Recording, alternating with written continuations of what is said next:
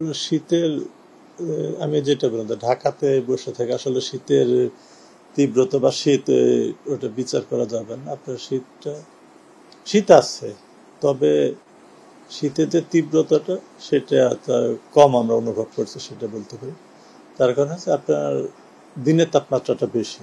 শীতের সময় যে ব্যাপারটা কাজ করে সেটা হচ্ছে আপনার দিনের তাপমাত্রা যত বেশি হবে শীতের অনুভূতিটা তত কম হবে।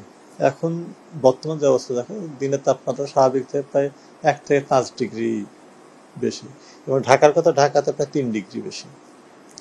রাতের তাপমাত্রাটা স্বাভাবিক অপেক্ষা বেশি আছে, তবে দিনের তাপমাত্রাটা এখানে মুখ্য ভূমিকা পালন করে শীত নিয়ন্ত্রণের জন্য। তার কারণ দেখেন, মানুষ তো সকল শ্রেণীর পেশা শ্রেণীর মানুষ কিন্তু দিনের বেলা কিন্তু ঘর থেকে বের হয়। এই সময়টা যদি তারা সূর্যের আলো না পাইতো সেক্ষেত্রে কিন্তু শীতের তীব্রতাটা বেশি অনুভূত হতো, কিন্তু যেহেতু এখন আমরা সূর্যের আলো পাচ্ছি শীতটা কম অনুভূত হচ্ছে।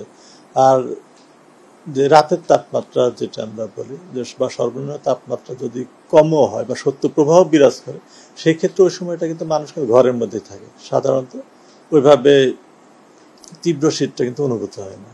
এখন বর্তমান যে অবস্থাটা আছে সেটা থেকে আমরা দেখি সামনের দিকে যে ইয়েটা দেখা যাচ্ছে, সামনের দিকে শীতের অনুভূতিটা বাড়বে, অর্থাৎ আগামীকালকে থেকে কিন্তু এখন যে অবস্থা আছে এতে শীতের অনুভূতি বা তীব্রতা কিন্তু বাড়বে। তেমন বর্তমান যে অবস্থা দেখা যাচ্ছে যে আজকে কিন্তু কোথাও শৈত্যপ্রবাহ নেই। যে আজকে দেশের সর্বনিম্ন তাপমাত্রা রেকর্ড করা হয়েছে প্রায় 11.4 ডিগ্রি, এটা শ্রীমঙ্গলে, এবং ঢাকায় 17 ডিগ্রি। তাপমাত্রাটা কিন্তু অনেক বেশি আসলে ঢাকার তাপমাত্রাটা।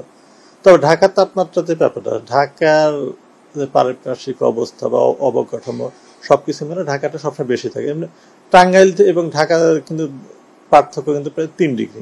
টাঙ্গাইলে তাপমাত্রা হচ্ছে সর্বনিম্ন 13.6 আজকে, সেখানে ঢাকা 17। কিন্তু এত পার্থক্য হওয়ার কথা না। কিন্তু আমরা যেটা দেখছি যে আগামীকাল থেকে কিন্তু তাপমাত্রা, দিনের তাপমাত্রা এবং রাতের তাপমাত্রা কমবে।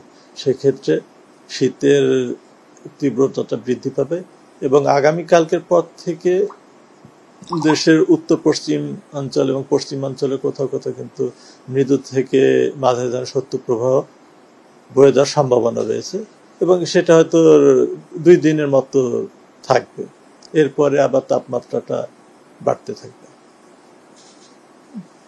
আর শীতের যে ব্যাপ্তির কথা যেটা বলে রাখবে, শীত আসলে জানুয়ারি মাস কিন্তু পুরোটা শীত, জানুয়ারি ফেব্রুয়ারি পর্যন্ত আমাদের শীতকাল, কিন্তু ডিসেম্বর জানুয়ারি ফেব্রুয়ারি পর্যন্ত।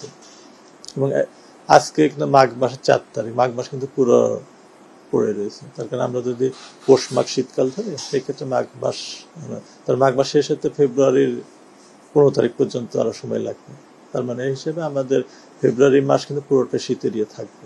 অর্থাৎ আপনার এখন জানুয়ারি মাস যেহেতু শীতলতম মাস, জানুয়ারিতে যেরকম শীতের অনুভূতিটা থাকবে, ফেব্রুয়ারিতে গিয়ে হয়তো এর চেয়ে ইয়েটা কিছুটা কম হবে, তবে শীত থাকবে না। এখন পর্যন্ত যেটা বলছে, আপনাদের সামনের দিকে যে একটা মৃদু থেকে মাঝারি ধরনের শৈত্যপ্রবাহের একটা আমরা দেখছি, এটা কেটে যাওয়ার পরে, অর্থাৎ এই স্পিডটা পার হওয়ার পরে আসলে বোঝা যায় পরবর্তীতে আসলে আর নতুন করে কোনো শৈত্যপ্রবাহ আসবে কিনা, বা আসলে তীব্রতাটা কিরকম হবে।